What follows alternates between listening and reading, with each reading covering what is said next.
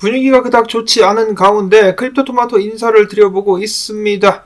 미국의 지난 4월 생산자 물가지수가 발표가 됐습니다. 소비자 물가지수에 이어가지고 예상치를 살짝 하회하게 되면서 2021년 1월 이후로 최소 상승률을 기록을 했다. 즉 인플레이션 압박이 완화되고 있음을 다시 한번 알려주었다라고 하는데요. 그것뿐만 아니라 지난주 미국의 신규 실업 급여 신청 숫자도 22,000건 늘어가지고 26만 4천건 1년 반 만에 최고치를 기록하면서 미국의 노동시장이 둔화되고 있음을 알 수가 있었다라고 합니다. 자, 그러자 시장은 어떻게 평가를 합니까? 노동시장 및 인플레이션 약화, 이 둘을 조합해봤을 때 연준이 조만간에 정책을 전환하지 않겠느냐, 금리 중단을 선언하고 이어서 금리 인하를 진행하지 않겠느냐라는 기대감을 갖게 되었다라고 합니다. 그런데 반면에 시장 같은 경우는 해당 소식이 나왔음에도 불구하고, 해당 기대감에도 불구하고 오늘 하락 및 횡보세를 이어가고 있습니다. 그나마 크게 떨어졌던 것이 지금은 약간 반등을 주고 있는 그런 상황인데요. 미국 증시는 이런 식으로 약세를 보이는 동시에 달러가 의외로 강세를 나타내면서 시장의 전반적인 하락세를 이끌고 있었습니다. 내일은 상황이 어떻게 될지 좀 더 지켜봐야 되겠지만은 미국 증시가 이러한 소식에도 불구하고 계속해서 하락세를 보인다라는 것은 아무래도 경기 침체에 대한 두려움이 자리를 잡고 있는 것이 아닌가라고 예상을 해볼 수도 있겠는데요. 세계적인 투자 전략가이자 월가 강세론자로 꼽히는 제레미 시겔, 그는 최근 인터뷰에서 연준에 대해서 이렇게 평가를 했습니다. 연준이 금리 인하로 대응하지 않을 경우 시장 상황이 더욱더 악화될 수가 있을 것이다. 금리 동결로는 충분하지가 않다. 올해 말에는 고용시장이 마이너스로 돌아설 확률이 있으며 임금 상승률이 하락 전환됨에 따라 미국의 GDP도 마이너스로 돌아서고 미국의 실리콘뱅크 파산 여파로 은행들의 대출 기준이 강화되면서 미국의 경제 활동도 둔화될 것이다. 미국 경제가 침체 국면에 진입하는 것을 막기 위해 연준이 조기 금리 인하에 나서야 된다라고 강조를 한 것입니다. 자, 과연 연준은 어떤 선택을 내리게 될까요? 자, 그리고 내년에 뭐가 있습니까? 대통령 선거가 또 있지 않습니까? 대통령 선거 전에는 어떻게 해서든 경제가 좋아 보이도록 포장을 해야 되기 때문에 이를 위해서라도 올해 후반기 정도 해가지고 금리 인하가 시작되지 않을까라고 예상을 하는 사람들도 적지 않았었습니다. 여기서 문제는 금리 인하가 진행된다라면 시장은 과연 반등할 수 있을 것인가, 아니면 저번과 마찬가지로 오히려 하락하게 될 것인가가 관건이 될 수가 있겠습니다. 비트코인 같은 경우도 쭉쭉 빠지면서 26,935달러, 27,000달러대를 내주고 말았고, 이더리움도 1,786달러 수준까지 지금 현재 가격이 하락을 했습니다. 주말에 돌입하는 암호화폐 시장, 현재 분위기는 좋지 않은 상황. 자, 다음으로는 미국 쪽에서 나온 소식, 다시 한번 암호화폐 투자자들을 발끈하게 하는 정보가 나왔습니다. 폭스 비즈니스의 엘레노어 터렛 기자 같은 경우는 최근에 이런 사실을 공개했는데요. 얼마 전에 있었던 미국 하원 농업위원회 및 금융서비스위원회 합동 암호화폐 규제 청문회가 열리기 바로 전에 민주당 소속 의원들에게 별도의 메모가 전달이 됐는데 여기에는 해당 내용이 담겨져 있었다고 합니다. SEC의 암호화폐 감독 권한을 부여해야 한다. 암호화폐는 모두 증권에 해당한다. 암호화폐의 문제는 규제 모호성이 아닌 규제 미준수라고 주장을 펼쳐야 한다. 또한 공화당 의원들이 금융규제당국의 예산을 삭감하려고 하는 등 투자자 보호에 소홀하다라고 지적을 해야 하며, 공화당 의원들이 친암호화폐 법안이 아닌 부채 한도 상향 법안에 집중하도록 압박을 해야 된다라는 지시가 담겨져 있었다라고 합니다. 누구로부터 나온 것일까요? 아무래도 백악관이 아닌가라고 생각을 해볼 수가 있겠는데요. 정말 미국 민주당 암호화폐를 굉장히 싫어하고 있습니다. 뇌물 줄 때는 겁나게 잘 받아 처먹어 놓고 이딴 식으로 나오니까 화가 안 날래야 안 날 수가 없죠. 정치 이야기를 하고 싶지 않아도 한쪽에서 이런 식으로 너무 과중하다 싶을 정도로 암호화폐 시장을 비난하고 나선다라면 내 돈이 걸려있는데 편견을 안 가질 수가 없겠죠. 아, 정말 왜 이러는 것인가? 조 바이든이 너무 얄밉습니다. 이어서 조 바이든의 꼭두각시라고 볼 수 있는 SEC, 이번에는 채굴자들까지 손을 대기 시작합니다. 비트코인 채굴자 마라톤에 새로운 소환장을 발부하면서 증권법 위반 여부 조사 가능성을 내비쳤다라고 하는데요. 야, 무슨 채굴자들까지 증권법 들먹이면서 괴롭히려고 하는 SEC. 바이든 정부가 얼마 전에 채굴자들에 대해서 굉장히 공격적인 모습을 보여줬었는데 아니나 다를까 SEC가 앞장서가지고 업계를 또 때리려고 하고 있습니다. 악마 같은 놈들. 자, 이런 상황 속에서 텍사스 주 같은 경우는 계속해서 자유를 향한 움직임을 이어가고 있는데요. 텍사스는 시민들이 디지털 통화, 즉 암호화폐를 소유, 보유 및 사용할 수 있는 권리를 보장하는 내용을 포함한 주 권리장전 개정안이 의회에서 이번에 통과가 됐다라고 합니다. 암호화폐를 보유할 수 있는 것은 국민들의 권리라고 주장을 하고 있는 것이죠. 최근에 불법 이민자 및 범죄자들 때문에 몸살을 앓고 있는 텍사스. 이거 역시 바이든 정부의 새로운 국경 정책이라고 해야 될까요? 그것 때문에 지금 상황이 많이 악화가 됐다는 것인데 미국은 여러 가지 면에서 총체적 난국을 맞이하고 있는 것 같습니다. 이어서는 암호화폐 커뮤니티를 술렁이게 만든 법원 판결이 이번에 또 하나 나왔었는데요. 새로운 사실은 아닙니다만은 작년에 파산한 암호화폐 대출 및 이자를 주는 플랫폼 블록파이 같은 경우 사용자들이 블록파이를 상대로 소송을 걸었습니다. 즉 맡겨놓은 코인을 돌려달라고 요청을 한 것인데요. 법원은 어떻게 판결을 했느냐? 바로 블록파이의 손을 들어주면서 플랫폼에 코인을 맡긴 순간부터 법적인 소유권을 포기한 것과 마찬가지다라고 판단을 내린 것입니다. 즉 거래소나 이런 대출 플랫폼에 여러분들이 암호화폐를 이체하는 순간 여러분의 것이 아니게 된다. 개인키가 넘어가게 된다는 것을 알 수가 있다는 것이죠. 자, 그렇기 때문에 작년부터 시작해가지고 많은 사람들이 본인들의 개인 지갑에 암호화폐를 보관하게 되면서 비트코인 거래소 보유분이 5년 이래 최저치까지 떨어지기도 했었다라고 합니다. 이 개인 지갑, 암호화폐 투자자들에게는 필수품이 되어가고 있는데요. 장투를 하고 계신 분들이라면 당연히 하드웨어 지갑을 생각하실 텐데 국내 유명 암호화폐 지갑 제조 회사인 디센트월렛에서 이번에 행사를 진행하게 되었다는 소식이 나왔습니다. 이것은 앞 광고가 맞고요. 뿐만 아니라 시청자분들께서도 행사를 하게 된다면 꼭 알려달라고 요청하신 분들이 계셔가지고 짧게 정보를 공유해 드리자면 디센트 지갑이 이번에 하바 네트워크와 통합을 하게 되면서 앞으로는 지갑에서 HVH와 HSP-20 토큰을 저장 및 관리, 거래할 수 있게 될 것이다라고 밝혔습니다. 또한 이를 기념하기 위해서 5월 10일부터 25일까지 행사 기간 중에 해당 지갑을 구매하신 분들께는 하바코인 500개를 무료로 증정을 하는 이벤트를 진행을 하고 있다라고 하니까요. 관심 있으신 분들은 밑에 제가 링크를 남겨드릴 테니까 참고로 하시면 되겠습니다. 제 링크를 활용하시면 저에게도 큰 도움이 됩니다.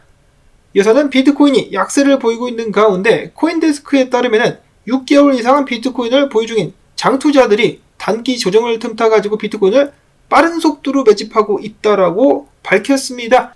던져지는 물량들을 개미들이 소화를 시켜보려고 열심히 노력하면서 매집이 진행되고 있는 가운데 피터 브렌트 같은 경우는 피터 시프라고 할 뻔했네요. 피터 브렌트 같은 경우는 일봉 차트에서 전형적인 하락 패턴인 데드앤숄더, 머리가 무거워서 떨어지고 마는 데드앤숄더 패턴이 관측이 되고 있다.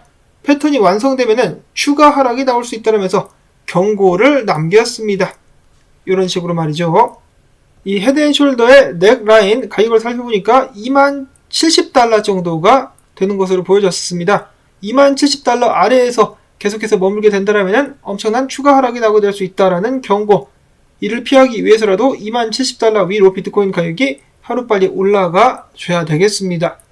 자, 그 다음으로 또 다른 분석가인 에드리스라는 분석가는 만약에 비트코인이 27,000달러 위로 올라갈 수 없다면 다음 지지선은 25,000달러, 25,000달러대까지 가격이 떨어지게 될 것이다 라고 이야기를 했습니다. 4시간봉 차트에서도 RSI가 50 이하를 기록하고 있어가지고 약세 모멘텀이 우세한 상황이다라는 평가를 내리는 것이죠. 전체적으로는 하락을 보고 있는 가운데 로만 분석가 같은 경우는 아직도 태연합니다. 내가 봤을 때는 해당 지지 구간 깨지지 않을 것이다. 그럼에도 불구하고 일단 어제 롱치던 포지션은 정리를 했는데 비트코인이 패턴의 마지막에 다다라가는 만큼 나는 여전히 롱을 칠 준비를 할 것이다 라고 이야기를 하기도 했었습니다. 자, 그리고 데이브 더 웨이브 같은 경우도 긍정적으로 지금 현재 상태를 평가를 하고 있었는데요. 주봉 차트를 보아하니 맥디 모습이 그리고 차트 모습이 2015년도 때와 비슷한 움직임이다. 5개월 동안 축적 후 추가 상승 준비, 나는 상승세를 점친다 라고 이야기를 했습니다. 과연 이번에도 데이브 더 웨이브의 분석이 빛을 발할 수 있을까? 이런 상황 속에서 조시레저 같은 경우는 지금 차트를 보아하니 25,200 그리고 24,000달러대까지도 비트코인이 올 수 있을 것 같은데 이렇게 떨어지게 된다면 나에게는 기회가 될 것이다 라고 이야기를 했습니다. 그 자리에서 매수를 들어가겠다라는 것이죠. 자, 반면에 꾀꾀 오리 선생 이렇게 이야기를 하고 있는데요. 나는 지금은 트레이딩 하는데 전혀 관심이 없다. 페페 같은 코인, 이 코인이 밈코인이 90% 이상 하락하게 된다면은 난잡한 상황들이 정리가 되면서 그때쯤 되면은 좀 투자할 만하지 않을까. 매수를 들어가더라도 밈코인 정리된 후에 들어가는 것이 안전할 것이다라고 이야기를 했습니다. 자, 그리고 그는 또 재미난 의견을 밝히기를 했었는데요. 비트코인 차트를 봤을 때 달러 차트보다 유로 차트가 정확도가 오히려 더 높아 보인다. 차트상에서 타당성이라든지 달러 같은 경우는 여러가지 의미로다가 빠르게 그 지위를 이뤄가고 있는 것 같다라는 평가를 내리기도 했었습니다. 흔들리는 달러. 자, 한편 페페코인 이야기가 나와서 말인데요. 조시리즈 분석가 같은 경우는 최근에 고점을 찍고 떨어지고 있는 페페 다음 지지 구간이 좀 더 낮은 구간인 이 정도 가격 0.0000013달러 정도가 될 수 있을 것이다 라고 예측을 했습니다. 자, 페페는 여기서 끝이 난 것일까? 이것이 도박의 말로인가? 여기서 산 사람들 지금 굉장히 괴로워하고 있겠죠. 그럼에도 불구하고 페페 관련된 소식 및 관심은 끊이지 않고 있습니다. 고래들의 지속적인 페페 매입 소식이 들려오고 있다는 것인데요. 제프리 황에 이어서 최근 로건체인에 따르면 페페의 가격이 급락하자 3마리의 고래가 페페를 쓸어 담았다고 하는데요. 일단 2개의 주소에서 각각 41만 2천 개의 이더리움, 42만 9천 개 상당의 이더리움을 들여가지고 페페를 매입을 했으며 다른 한 주소에서는 83만 1000개에 달하는 페페를 사들였다라고 합니다. 참 믿기가 힘든 수치다라는 생각이 들 정도인데요. 제가 계속해서 과거 시바이누랑 페페랑 비교를 하고 있는데 그때도 이런 식이었었습니다. 시바이누 잠깐 반짝하고 사라지는 줄 알았는데 고래가 갑자기 사 모으더니 나중에 엄청나게 올랐었거든요. 자, 물론 나중에 다시 떨어지긴 했지만은 페페도 과연 같은 길을 갈 수 있을까? 물론 지금도 페페를 사는 것은 도박에 가깝다라고 볼 수가 있겠는데요. 그리고 추가적으로 제가 영상을 마무리 짓기 전에 새로운 소식이 나왔는데 페페를 사서 모은 고래들도 있었는데 이전에 페페를 많이 들고 있었던 고래들 같은 경우는 4월 말 대비해가지고 물량을 50% 정도 줄였다라고 하고요. 또한 지갑 역시 5월 4일 기준 135개에서 111개로 줄었습니다. 자, 물론 모든 물량을 털지 않았으며 손바꿈 현상이 일어나고 있다는 것인데 자, 과연 페페 운명은 어떻게 될 것인가? 코인베이스 같은 경우는 페페 상장을 거부하면서 페페 코인에 대해서 이렇게 이야기를 했습니다. 페페가 극우 단체들에 의해서 증오와 혐오의 상징으로 활용이 되고 있다. 뭔 소리지? 자, 그러자 페페 지지자들은 굉장히 강력하게 이에 대해서 반발을 했다라고 하는데요. 그러자 코인베이스 측에서 미안이라고 하면서 커뮤니티에 사과를 했다라고 합니다. 실수였었다. 코인베이스 측 논란 일자 실수. 페페 투자자들 같은 경우는 코인베이스 같은 경우 쓰레기 코인들을 많이 상장했는데 왜 밈코인을 무시하냐면서 계속해서 화를 내고 있는 상황이라고 하는데요. 밈코인 투자가 위험한 것은 사실입니다. 여러가지로 되도않은 코인들이 쏟아져 나오고 있는 가운데 먹튀 현상도 계속해서 발생을 하고 있다라고 하니까요. 밈코인 투자하실 분들은 각별히 주의하시면서 투자를 진행하셔야 될 것 같습니다. 자, 그리고 고래들의 이더리움 거래소로 움직이기는 계속된다.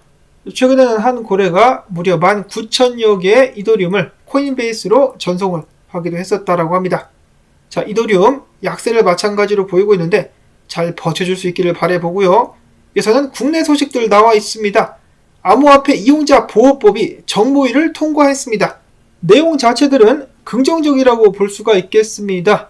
이용자 자산 보호를 위해서 암호화폐 거래소들은 고객 예치금의 예치 및 신탁, 고객의 자산과 동일 종목, 동일 수량 보관, 해킹 및 전산장애 등의 사고에 대비해서 보험 및 공제 가입 또는 준비금의 적립 등등 이런 부분들에 대해서는 굉장히 긍정적이라고 볼 수가 있겠고 또한 국내에서 자행될 수 있는 내부 거래, 내부자 거래, 시세 조정 등등에 대해서 처벌 또한 하게 될 것이다라고 밝혔는데요. 수위는 여전히 약합니다. 처벌은 1년 이상의 유기징역 또는 그 위반 행위로 얻은 이익의 3배 이상 5배 이하, 과징금은 이익의 2배로 정해졌다라고 하는데요.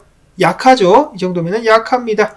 자, 그리고 한 가지 불안한 점은 이러한 암호화폐 거래소들에 대한 관리 감독 및 검사 권한을 금융위원회가 갖게 될 것이다라고 합니다. 자, 그러면은 모두가 금융위원회 눈치를 살살 볼 수밖에 없다라는 것인데요. 금융위원회가 암호화폐 업계에 적대적으로 돌아서게 된다면은 굉장히 피곤한 상황이 발생하게 될 수도 있겠습니다. 그런 의미에서 금융위원회 니들도 비트코인 좀 사, 투자 좀 해봐. 이어서 최근에 논란이 되기도 했었던 김남국 의원의 암호화폐 투자.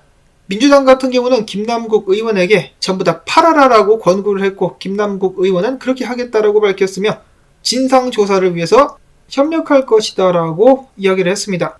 근데 꺼리낄 것이 없으면은 그냥 투자를 계속해도 되지 않나. 자, 아무튼 이번 사태 때문인지는 모르겠지만 국회에서 공직자 코인 재산 공개 입법에 본격적으로다가 착수를 했다라고 합니다. 물론 많은 분들이 지적을 해주셨다시피 다른 사람 이름으로 암호화폐 사가지고 개인 지갑에 집어넣으면은 알 길이 없긴 하겠습니다만은 자금 출처를 밝히려는 노력 정도는 해볼 수가 있겠죠. 자, 그 다음에 검찰 같은 경우 권도영 및 신영성 씨가 시작했었던 테라 7개월 전부터 이미 실현 불가능한 프로젝트라는 것을 알고 있으면서도 돈을 챙기기 위해서 해당 프로젝트를 진행한 것이다라고 밝혔습니다. 한마디로 사람들을 기만하기 위해서 프로젝트를 강행했다라는 것이죠. 이를 위해서 허위 백서를 만들고 거짓 홍보 모의까지 이 전형적인 사기꾼들의 수법이라고 볼 수가 있겠습니다. 이런 상황 속에서 권도영이 같은 경우는 위조 여권의 무죄를 주장하면서 몬테네그로 법원에 보석을 청구했다라고 합니다. 튀려고 하는 것이겠죠. 내보내주는 순간 튑니다. 그렇기 때문에 보석 청구는 받아들여지지 않을 가능성이 높겠다 라는 말씀을 전해드리면서 오늘 영상은 여기서 마무리를 짓도록 하겠습니다.